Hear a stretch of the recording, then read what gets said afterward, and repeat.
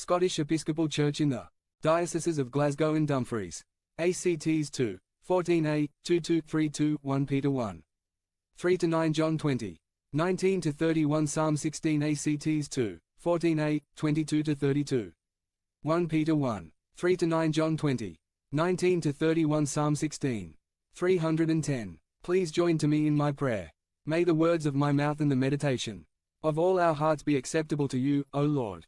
Amen. Introduction. Today's reading is very familiar to everyone, even those of other religions, because the term doubting Thomas is almost an everyday expression, so. According to Callum from last week, to give you something new, something you have never considered before. It gave me a lot of trouble, however. I think I have something for you, but I will need to deliver it in 3 separate parts. The first using an Old Testament approach, the second using the more familiar Old Testament approach with Jesus thrown down, and finally, a New Testament, a version with power.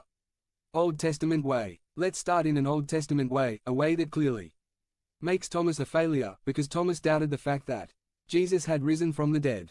And this became worse, because Thomas knew what Jesus was capable of outside, yet he somehow stubbornly refused to believe it, and many sermons have been delivered in this manner of condemnation.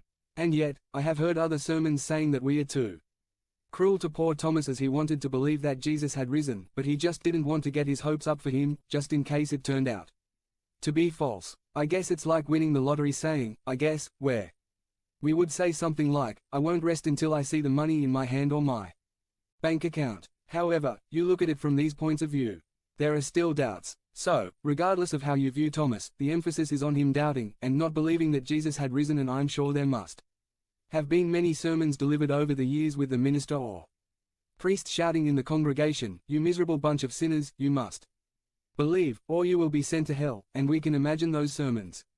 And then, the congregation was wondering, how am I supposed to believe, and what am I supposed to believe in?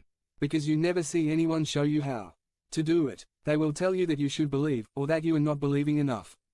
It's annoying, isn't it?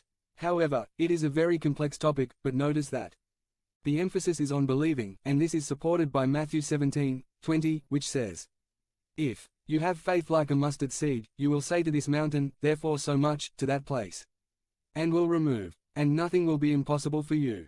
Hey, so all you need is this little piece of mustard seed faith to move whole mountains.